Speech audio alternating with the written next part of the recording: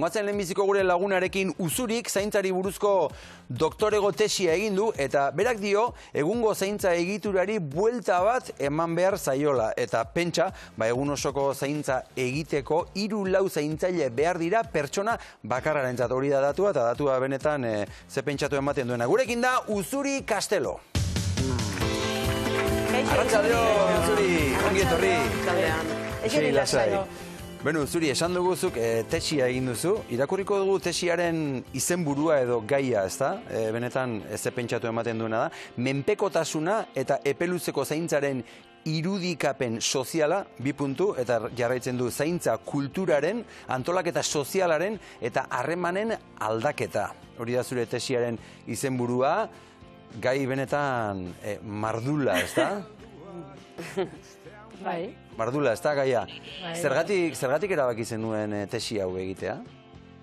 Bueno, ja badia urte batzuk ez, horren bueltan kezka batzuk edo neuskala, eta ikasketa garai hortan ere, tesia egiteko aukera sortu zitzaidan, eta horri heldu nion, bai soziologiatik eta gizarte psikologia arlotik, neuskalako bizipen batzuk eta kezka batzuk, sozialagoak edo.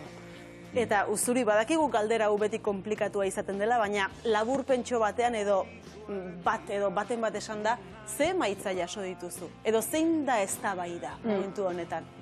Bueno, esango nuke ez, aldaketa sozial eta kulturalen ez, testu inguru hortan, tesitik eratorritako emaitzak edo erakusten dutela, ez, gaur egun, zaintzari buruzko ikuspegietan edo kudeatzeko moduetan, bizitzen ari garen tentsio eta eztabaida batzu zeintzu diren adierazten diela, ikuspegi ezberdinetatik, alde batetik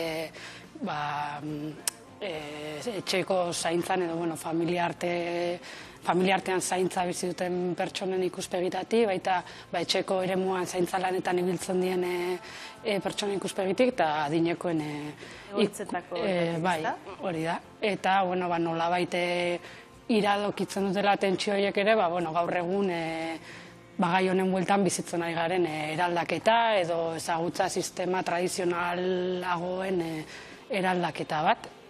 Eta, igual maila globalago baten badierazten dela ere, ez? Gizarte bezala zaintza eredua edo antolaketa birpentsatzeko daukagun beharra eta aukera ere. Denborarekin zure ustez asko aldatu dira zaintza harremanak? Zango nuke baietz, ez? Edo hortan gaudela, gero ere, testu inguruan arabera, gizartian arabera, ez? Baina nire kasuan tesia pixka Gipuzkoako errealitatean kokatzen da, eta horre esango nuke baietz, gaur egun adibidez ez da berdin asumitzen, ez? Familia barruan, edo familiak, edo emakumeok izan behar dugula zaintza osoaren kargu, ez? Nolabait gero eta gehiago joten da instituzionalizaziora edo beste alternatiba batzu bilatzera, naiz eta ez izan askotan desiragarrienak edo azken aukera bezala kontsideatzen dien, ez? Baina, esango nuke familiari lotutako oinarrizko konfiantza hori pixkat berregituratzen ari dela, eta gaur egun adinean sartzen da zen pertsonak ere emantzipatuago ere ulertzen dutela beraien zaintza familiatik, eta igual esan nahi horrek ez, maitasunari lotutako esan nahi horrek, edo bestekiko sakrifizioak, obligazioa, nolabait edo genero rolen naturalizazio hori nolabait planteatzen gabiltzala, ez, edo problematizatzen. Kokatuko nuke ez bertasun. Aipatuzu planteatu, ez da, agian, iruditzen zaizu, lehen garai batean behintzat edo gure aurreko belaunaldiek errigunean zeukatela zaintzat, agian, derrigortasun moral bat bezala zalantzan jarri ezintzen, ez, balore bat zela zaintzat, gaur egun ez dugula, hola bizi? Esango nuke, oraindik pixua daukana, ez, kasu askotan, baina nolabait hori birplanteatzen ari dana, emakumeon bizi espektatiba eta bizi moduak ere aldatzen nahi dielako, balio aldaketa bat edo gizarte aldaketak ematen nahi dielako bai, politika aldetik ere sustatu dielako beste eredu batzuk eta feminismotik datozen diskurtsotetik, nolabait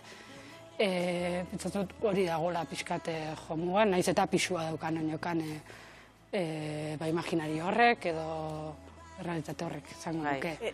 Uzuri, emakumeak aipatu dituzu behin baino gehiagotan, agian umeen zaintzan gizonezkoak ari dira inplikatzen, gerozta gehiago, baina zer gertatzen da helduen zaintzarekin?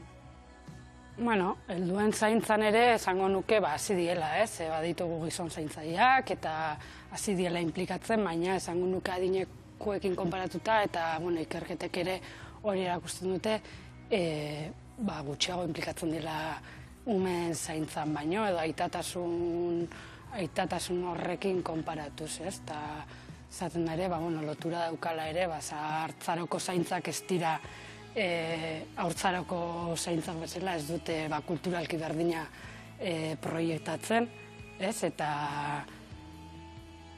gutxi etxita dagoen, esparrua da, edo gizartean prestigio gutxi duen lan bati lotuta agertzen da, orduan gizonak inplikatzen hasi die, baina askotan inplikatzen die egoeraren arabera, edo lanarekiko, edo enpleguarekiko daukaten lanaren arabera, baina ez arau bezala emakumeen kasuan izan oidan bezala, Nik badaukat neregan bizi izan dudan kezka bat, guraso izatea erabakitzen dugunok, ez ditugu ekartzen, lehen bezain gazte batzuk baina beste batzuk ez. Orduan hori adina atzeratzen doan enean ez otedan gertatzen baita ere, alegia lau gurpileko aulki bati bultzatzeari utzi eta gian bi gurpileko bat bultzatzera pasa beharra momentu berean, ez da askotan ez ote duten talka egiten zure ondorengoen eta zure aurrekoen zaintzak.